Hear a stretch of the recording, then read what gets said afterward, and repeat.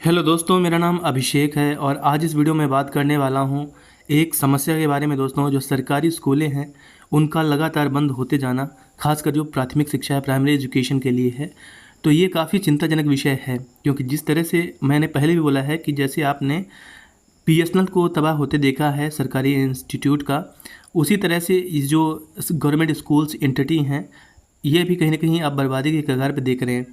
दोस्तों, एक रिपोर्ट है, कुछ मैंने सोर्स दैनिक भास्कर से भी लिया है, हालांकि उनके मैंने आंकड़े यहाँ पे दिए हैं।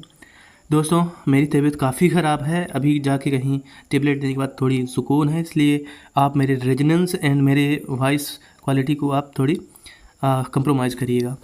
दोस्तों, देखिएगा है क्या कि गवर्नमेंट जो स्कूल्स है उसमें जो अभिभावक है अपने बच्चों को नहीं पढ़ाना चाहते, और जो प्राथमिक स्कूल है, ठीक है ना, उसमें आपने सबसे ज़्यादा देखा है कि शून्य नामांकन से स्कूल बंद। एक अपडेट है, एक ये न्यूज़ है जो दैनिक भास्कर का आंकड़ा उससे मैंने लिया है। 482 विद्यालय है, लेकिन कुछ मेरे दोस्त हैं, जब मैं उनसे डिस्कस कर रहा था तो उन्होंने बोला कि ये कम आंकड़े हैं, बल्कि ज़्यादा स्कूलें बंद हुई हैं। फिलहाल दैनिक भास्कर के सोर्स से जो 26 तारीख का पेपर रहा है उसमें 482 विद्यालय ऐसे रहे हैं मध्य प्रदेश में जहाँ पे शून्य नामांकन हुआ है, मतलब वहाँ पे कोई भी इनरोलमेंट लड़कों का हुआ ही नहीं है। अब देखिएगा कि जो वहाँ के टीचर्स रहे हैं, अब वहाँ पे कोई लड़का है नहीं, तो उनको और जगह अटैच किया गया, और ये भी बोला गया कि यदि भविष्य में फ्यूचर में छात्र अगर वहाँ पे ज़्यादा होंगे तो स्कूल फिर से संचालित की जाएगी। देखिए दोस्तों, जो बंद होने वाले स्कूल हैं, एज पर न्यूज़ रिपोर्ट की 482 टोटल स्कूल जो बंद हुई हैं, उसमें से सबसे ज़्यादा 452 लगभग 93.77 मतलब 94% लगभग वो प्राथमिक स्कूल हैं, कक्षा 1 से 5 तक, और कक्षा 6 से 8 24 स्कूल, और उसके बाद जो उच्च स्कूल्स हैं, या फिर आप कॉलेज भी बोलें, कॉलेज तो कोई बंद नहीं हुई है, लेकिन जो ऊपरी के स्कूल हैं, ठीक है ना, उनके बंद होने के जो खबर है बहुत कम है, बेहद कम है। देखने वाली बात यह है कि जो प्राथमिक स्कूल में लड़के पढ़ रहे हैं उनके अभिभावक प्राथमिक एजुकेशन से भरोसा काफ़ी कम कर लिए हैं। मतलब कोई भी अभिभावक यदि वह सक्षम है किसी भी तरह से अपने बच्चे को प्राइमरी एजुकेशन कक्षा 1 से 5 तक सरकारी विद्यालयों में नहीं कराना चाहता। दोस्तों, देखिएगा कि इसी के साथ बात होती है कि क्या जो प्राइवेट स्कूल हैं, ठीक है ना, प्राथमिक प्राइवेट स्कूल हैं, क्या वो बंद होना चाहिए? क्योंकि एक तरफ तो बात की जाती है कि एक यूनिफॉर्मिटी ऑफ एजुकेशन रहे, सबके लिए बराबर शिक्षा रहे, शिक्षा नीति सबके बराबर रहे, लेकिन जिस हिसाब से सरकारी स्कूलों का बंद होना हो रहा है, प्राथमिक स्कूलों का खासकर, तो इससे तो यही जाहिर होता है कि एक रूपता कहीं भी एजुकेशन में नहीं है। गरीब का बच्चा सरकारी में जाता है, वहीं पे पैसे वालों का प्राइवेट में जाता है, और ये काफ़ी विडंबना वाली बात है कि चाहे सरकारी अधिकारी, कर्मचारी या शिक्षक कोई भी हों, अपने बच्चों को खासकर प्राथमिक में तो बिल्कुल सरकारी स्कूल में नहीं भेजना चाहते।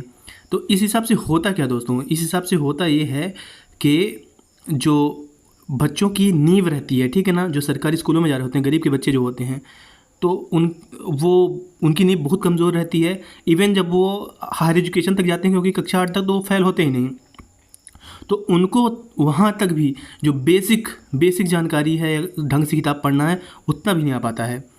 तो दोस्तों, देखिएगा, हमने कई बार बोला है कि जो कम आय वाले हैं उनकी मजबूरी होती है कि प्राइवेट स्कूलों में अपने बच्चों को नहीं पढ़ा पाते, सरकारी विद्यालयों में भेजते हैं प्राथमिक के लिए। देखिए दोस्तों, अगर प्राइवेट विद्यालय बंद हो जाते हैं तो उससे जो सरकारी स्कूल है वहाँ पे सभी के बच्चे जाएंगे, चाहे वो ऑफिसर रहे, एम्प्लॉय रहे, या फिर कोई टीचर रहे। तो ऐसे में जो शिक्षा का स्तर सुधारने की जो जिम्मेदारी रहेगी, या फिर जो वहाँ पे दबाव रहेगा, वो ज़्यादा रहेगा, अपने आप रहेगा। देखिए दोस्तों कि जब 1 से 5 तक नींव मजबूत हो जाएगी सरकारी में, तो अब आप प्राइवेट में कहीं भी भेज सकते हैं, क्योंकि वो बच्चा सोचने समझने की ताकत उसमें आ जाएगी। वो अब अपने से प्रश्न पूछ सकेगा प्राइवेट स्कूलों में भी कि आप हमारे लिए ऐसा बताइए, ऐसा पढ़ाइए, ठीक है ना।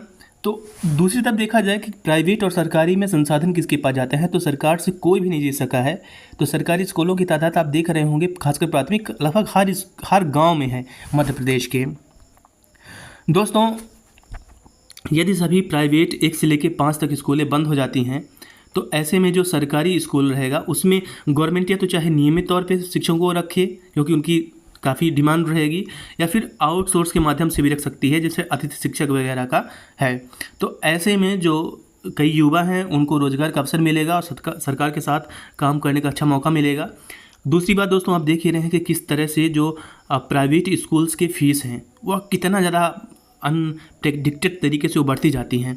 तो बढ़ रही महंगाई और बढ़ती फ़ीस के चलते जो प्राथमिक शिक्षा है वो सरकारी स्कूलों में ही सबके लिए समान हो सकेगा, बकाया संभव नहीं है।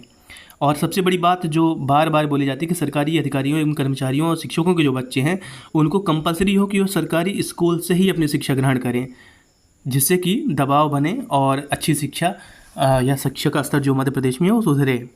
दोस्तों, मैंने एक पोल भी कराया है और पोल में जो आपकी राय है, आप अधिकतर मैक्सिमम लोग यही है कि जो प्राथमिक सरकारी स्कूल है वो चालू रहना चाहिए, वो बंद नहीं होना चाहिए, बल्कि प्राइवेट जितने प्राथमिक विद्यालय हैं उनको बंद कर देना चाहिए। आपने यही रिस्पॉन्स किया है।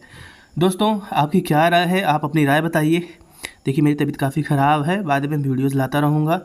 धन्यवाद।